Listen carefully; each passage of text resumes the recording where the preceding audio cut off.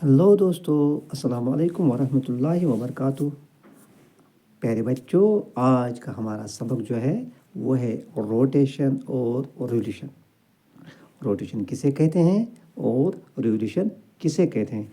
ये जो दो टर्म्स हैं ना हमारे पास, इसकी वाबस्तगी हमारी धरती के साथ है, हमारी ज़मीन के साथ है। हमें मालूम है जो ये प्लैनेट है, कितने प्लैनेट है ये आपको मालूम है? हाँ, सिर्फ अर्थ हमारी एक प्लैनेट है जिस पर लाइफ एग्जिस्ट करती है ना। चलो, आज हम लाइफ की बात नहीं करेंगे, हम करेंगे मूवमेंट ऑफ अर्थ की बात। क्या? मूवमेंट ऑफ अर्थ की बात। जो ये अर्थ है ये दो तरह की मूवमेंट करती है। देखिए मैंने क्या लिखा यहाँ पर।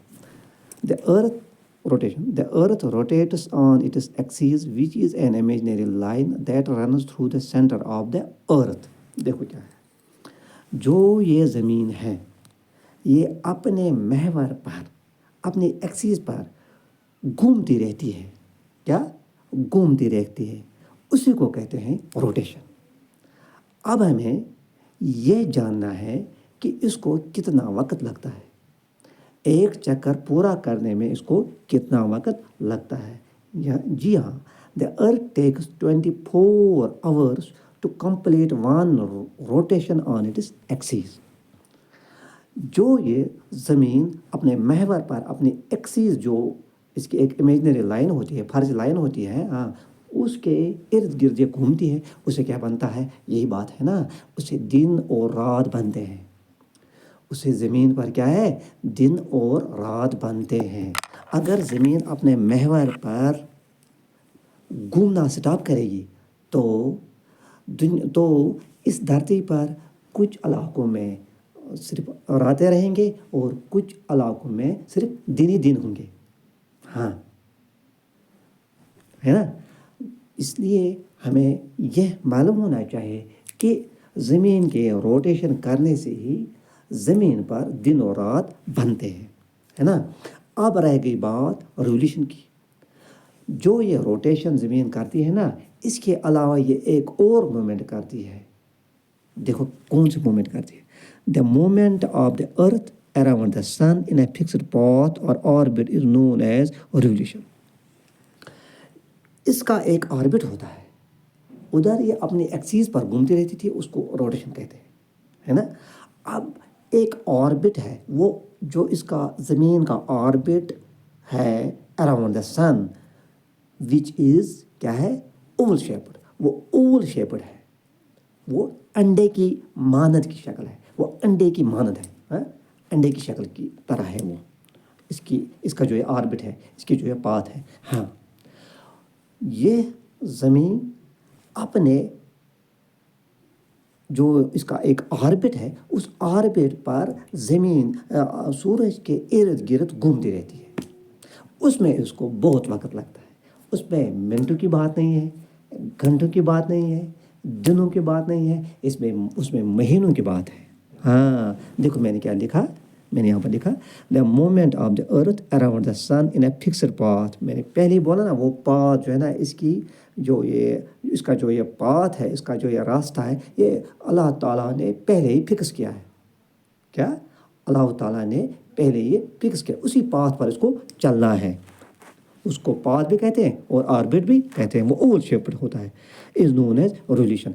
इसमें कितना वक्त लगता है? इसमें 365 डेज एंड 6 आवर्स इसमें लगते हैं। किसमें? ज़मीन सूरज के इर्द गिर्द एक चक्कर लगाने में 1 साल लगता है, 365 दिन और 6 घंटे, जिससे हमारा सोलर ईयर बनता है। क्या बनता है? Solar year. वो 12 महीने का होता है।